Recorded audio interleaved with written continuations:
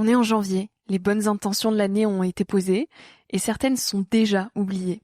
Peut-être que dans votre liste de vœux et de nouvelles habitudes à ancrer pour 2025, il y avait celle de pratiquer la méditation.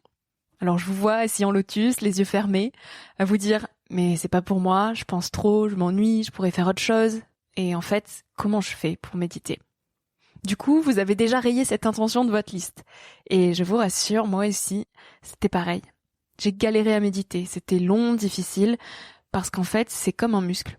Il faut le travailler et persévérer pour qu'il se discipline. Au début, je me sentais seule et démunie, alors plusieurs applications m'ont aidé à faire de la méditation une rigueur. Parmi elles, Présence, qui est la première application 100% solidaire de méditation. Elle est accessible à tous, quels que soient vos moyens. Présence est conçue par l'association Émergence et propose des méditations guidées par plus de 60 experts reconnus comme Candice Marot ou Mathieu Ricard. Que vous soyez débutant ou déjà mordu par la méditation, différents programmes vous permettront d'y trouver votre bonheur et même de créer des groupes pour méditer en ligne ensemble. Voilà de quoi remettre la méditation tout en haut de votre liste des bonnes intentions pour 2025. L'association Émergence est soutenue par le Fonds Nouveau Monde, sponsor officiel de la 5e saison de Nouvel Œil. Merci à eux. Tout de suite, place à un nouvel épisode. C'est une inquiétude qui est toujours là. Moi, j'ai toujours un plan B en tête.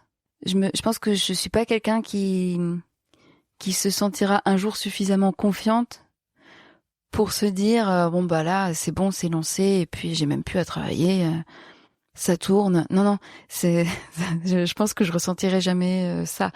Même si aujourd'hui oui, ce que je constate c'est que j'ai des commandes, j'ai des projets qui me plaisent beaucoup.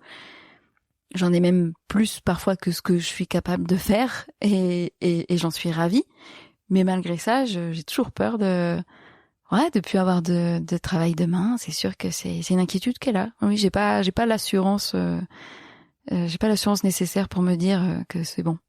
Ça me force à travailler beaucoup. Ça me force à passer beaucoup d'heures sur la table, ça c'est sûr. Mais ça m'empêche aussi de dormir parfois. Parfois, de moins en moins quand même, c'est vrai. De moins en moins pendant quelques temps, les premières années en tout cas, j'ai eu des moments d'inquiétude par rapport à ça, oui. Mais peut-être que ça viendra, hein. Comme je te dis, en y réfléchissant avec toi là, c'est vrai que je suis quand même de moins en moins inquiète, même si j'ai toujours des moments où je me pose la question.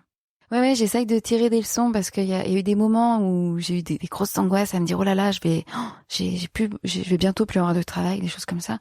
Et en fait, j'ai de nouveau eu des commandes, j'ai de nouveau eu des projets à chaque fois. Donc maintenant, quand ça m'arrive, je me dis mais regarde, il y a quelques années, l'année dernière, t'étais stressée aussi. Et en fait, ça s'est bien passé.